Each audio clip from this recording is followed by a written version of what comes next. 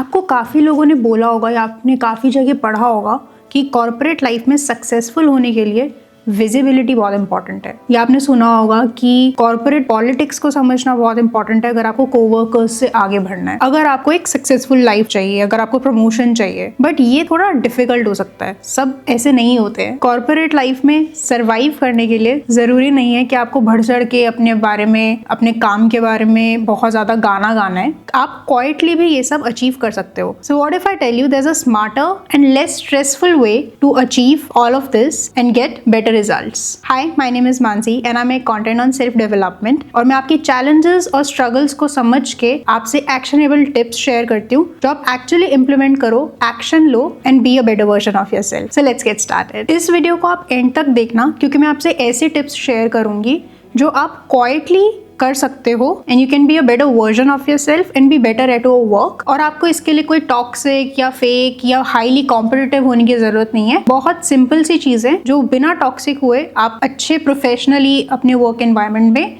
कर सकते हो। ये आपको करियर ग्रोथ में भी हेल्प करेगा, ऑब्वियसली प्रमोशंस में और स्किल बिल्डिंग में हेल्प करेगा, प्लस आप एक बहुत पॉजिटिव एनवायरनमेंट में भी रहोगे।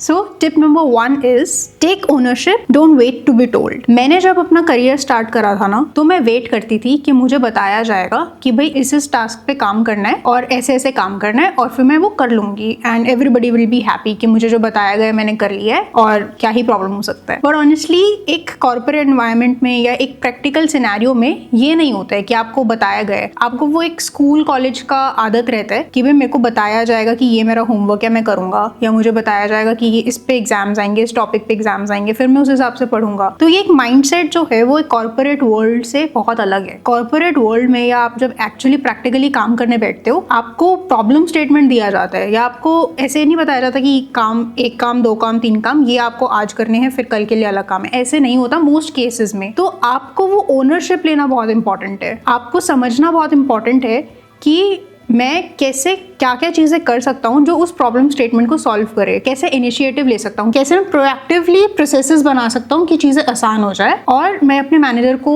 हेल्प कर सकूँ। तो इसके लिए आप क्या कर सकते हो, ऑब्वियसली आपके जो मैनेजर हैं या जिसके साथ आप काम करते हो उनके पास ऑलरेडी बहुत कुछ है करने को, तो आप उसमें समझो बॉटलनेक क्या है, प्रॉब्लम क्या है, उसका सोल्यूशन क्या हो सकता है। अब आपके पास इतने सारे AI टूल्स भी आ गए हैं, आप बहुत क्लियरली प्रॉम्प्ट डालोगे कि भाई ये प्रॉब्लम है, इसके पोटेंशियल सोल्यूशंस बताओ, तो आपको वो भी बताएगा। तो आप समझो कि कैसे आप उनका काम आसान करो या आप कुछ ऐसे सजेशंस दो जो प्रॉब्लम सॉल्विंग सजेशंस हो, कि ऐसे नहीं कि बस मेरे को बताया जाएगा तो मैं करूंगा।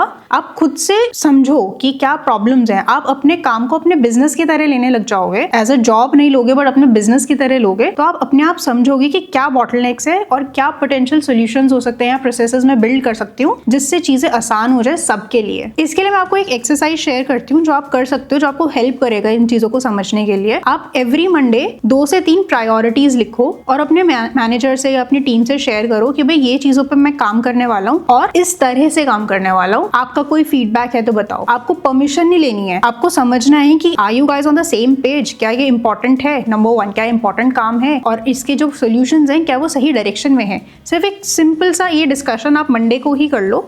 इससे आपको ओनरशिप भी दिखेगा कि हाँ आप खुद प्रोएक्टिवली सजेशंस दे रहे हो, बात कर रहे हो, और आपके लिए डायरेक्शन भी मिल जाएगी कि भाई आपका ऐसा भी नहीं है कि टाइम वेस्ट हो जाएगा कि आपने खुद से सोचा कि मैं इस चीज पे काम करूंगा, एंड में पता चलता है कि वो काम जरूरी ही नहीं था करना, प्रायोरिटी ही नहीं थी। तो इंपॉर्टेंट है कि मंडे को ही वो मैनेजर के साथ डिस्कशन करो कि भाई मैंने ये सोचा है, इस पे काम करने का सोचा है आप, और ऐसे सोचा है, ये मेरा सजेशन है, ये मेरा सोल्यूशन है इस पे काम करने का, आपका फीडबैक क्या है। Tip number 2, make your managers life easier. मेरे एक मैनेजर ने बहुत पहले कहा था कि भाई you are there to make my life easier, I am there to make my managers life easier, और so on and so forth. तो ऐसे ही हायरार्कीज काम करती है कि भाई मेरा काम है उनका काम आसान करना और उनका काम है उनके बॉस का काम आसान करना और फाउंडर का काम आसान करना, कि भाई ऑर्गेनाइजेशनल सक्सेस मिल जाए सब। तो उनकी ये बात ना मेरे मन में रह गई, क्योंकि आपके मैनेजर्स के पास भी बहुत सारा काम होता है और जब आप ओनरशिप लेते हो, सोल्यूशंस देते हो या आप उनका काम आसान करते हो, तो वो आप अपने आप विजिबिलिटी आ जाती है। You don't have to sing about your work कि भाई मैंने ये काम किया, मैंने ये काम किया। आप समझो कि दूसरे बंदे का काम आसान कैसे कर सकते हैं, कैसे हम एक पॉजिटिव कोलैबोरेटिव एनवायरनमेंट क्रिएट कर सकते हैं अपने ऑफिस में। तो यूजुअली क्या होता है कि मैनेजर्स ऑलरेडी बिजी हैं, आपको ये सोच के ही चलना है कि हाँ वो बिजी हैं, और फिर आप अगर उनको दिन में 4-5 बार पोक कर रहे हो कि भाई इस ये एक डाउट है, इस पे क्लैरिटी चाहिए, कोई और ईमेल कर दिया, क्वेश्चंस पूछ रहे हो, तो ऑब्वियसली हो सकता है आपके मैनेजर बहुत अप्रोचेबल हो, वो हर बार आपकी क्वेरी आंसर कर रहे हैं, या फिर वो नहीं है अप्रोचेबल, आपको डर लग रहा है पूछने में। तो दोनों केसेस में आपको बार बार उनको पोक नहीं करना है। आप ट्राई करो, एक तो पहले जब काम असाइन हुआ है या डिस्कशन हुआ है, मीटिंग हुई है, तभी सारी चीजें आप क्लैरिफाई कर लो कि भाई पोटेंशियल डाउट्स क्या हो सकते हैं, या फिर क्या आपको पूरी क्लैरिटी है कि क्या आपको करना है। इन केस आपको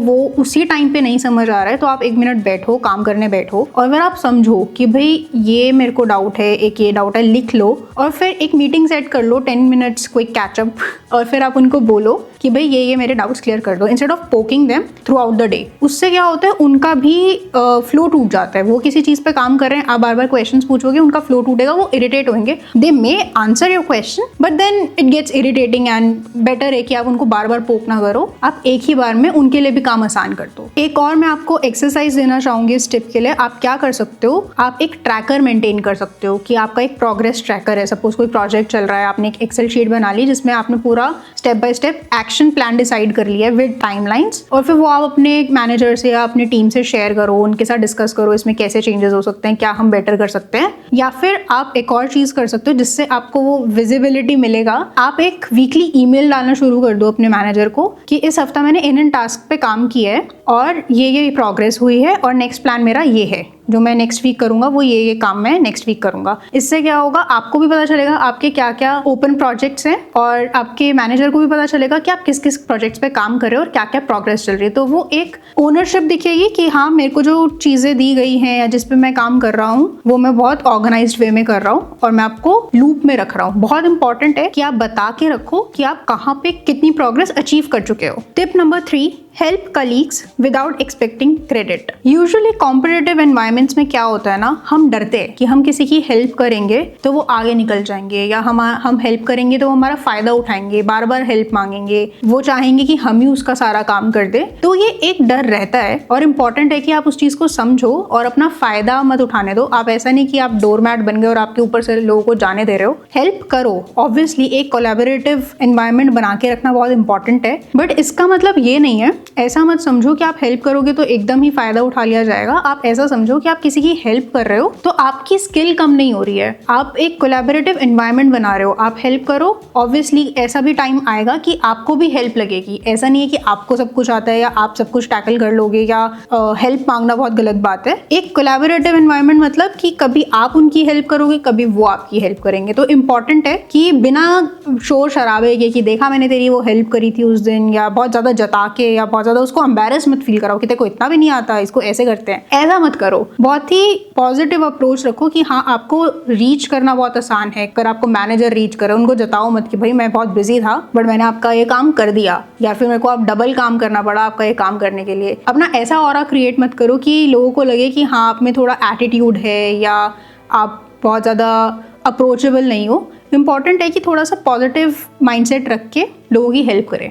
tip number 4, avoid office politics and gossip. So सबको पता होता है कि ऑफिस की गॉसिप में पार्टिसिपेट नहीं करना चाहिए या पॉलिटिक्स में पार्टिसिपेट नहीं करना चाहिए, बट एक एनवायरनमेंट बन जाता है कि मान लो आप लोग 4 लोग बैठे हुए हो और कोई है जो बहुत गॉसिप कर रहा है। अब आप क्या करोगे उस सिचुएशन में? आप उठ के नहीं जा सकते, रूट लगेगा।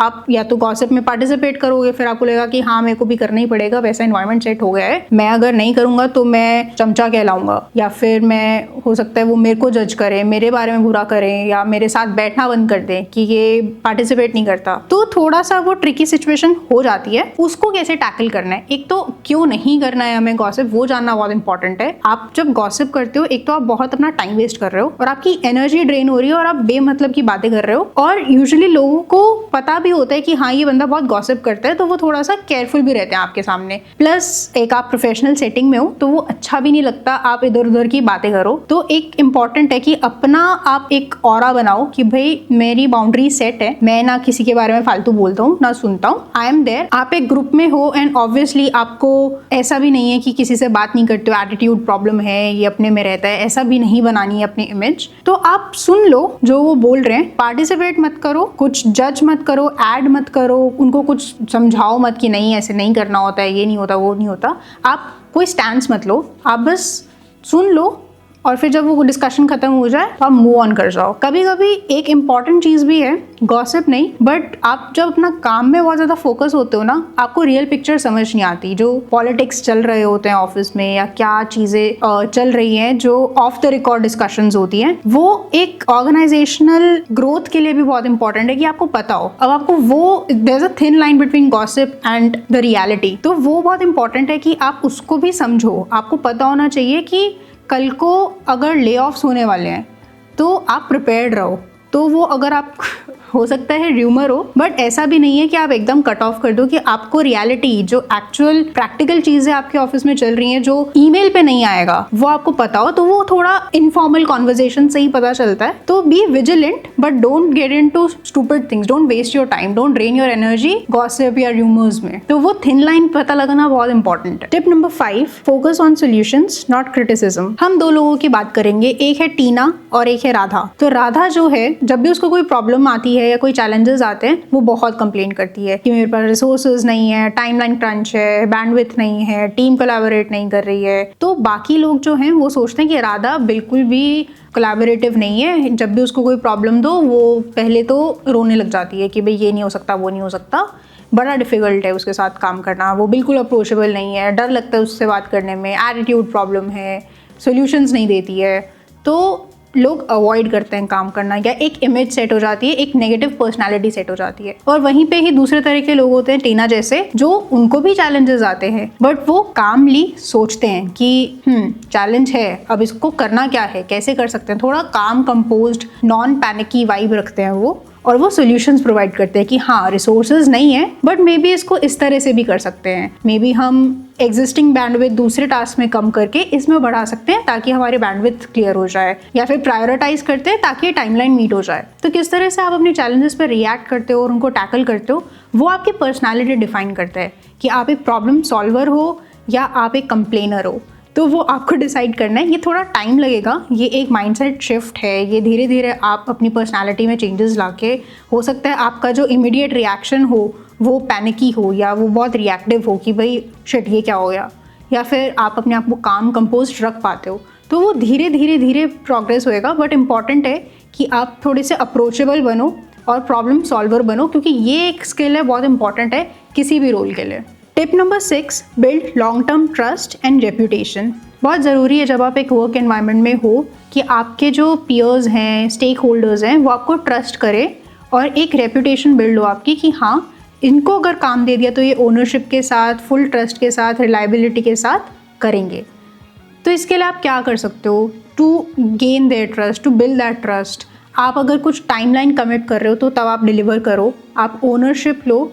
अगर कहीं किसी और का काम इन्वॉल्व है तो उसको क्रेडिट दो, किसी और का क्रेडिट मत लो आप। और जब कभी एरर्स हो जाते हैं तो किसी को ब्लेम मत करो, लड़ाई मत करो कि भाई उसकी गलती थी, उसने ये नहीं करा, वो नहीं करा। आप ओनरशिप लो, आप बोलो, ट्रांसपेरेंसी रखो कि हाँ मेरे से ये एरर हुआ है, ये सोल्यूशन है। अगर आप ये सब चीज़ें नहीं करोगे, पॉलिटिक्स में जाओगे, किसी और का क्रेडिट खाओगे, चीज़ें छुपाओगे, झूठ बोलोगे, तो वो आप ट्रस्ट धीरे धीरे खो दोगे और आपकी रेपुटेशन भी खराब होगी, ये भी हाँ ये बंदा रिलायबल नहीं है। तो इंपॉर्टेंट है कि अपना वो ट्रस्ट मेंटेन करके रखो। सो या these are all the tips. अगर आप इनको इम्प्लीमेंट करते हो तो ऑब्वियसली आप दूसरों का काम आसान कर रहे हो, अपना काम आसान कर रहे हो, एक कोलैबोरेटिव एनवायरनमेंट में हो, प्लस ये आपको हेल्प करेगा एक करियर ग्रोथ में भी।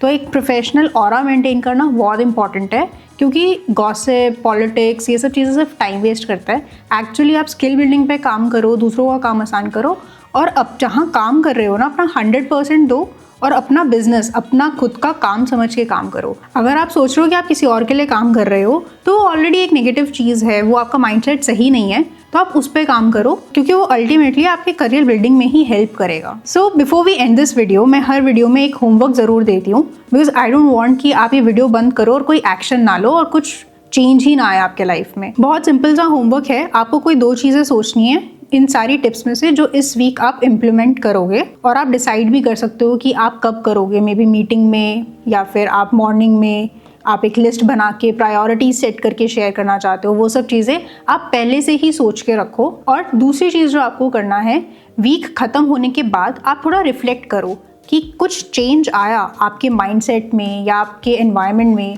कोई कोलैबोरेटिव अप्रोच ली आपने, आप कैसे किसी की हेल्प कर पाए, did you feel more in control, या फिर पहले जैसा ही चल रहा है, क्या आपने ओनरशिप ली या वेट करते ही रह गए कि कोई और आपको काम देगा। तो एक वो कॉन्फिडेंटली एक प्रोफेशनल ऑरा मेंटेन करना बहुत इंपॉर्टेंट है, जो आपको लॉन्ग टर्म में ज़रूर हेल्प करेगा। So if you like this video, please don't forget to subscribe, share this video, and I will see you next time. Bye.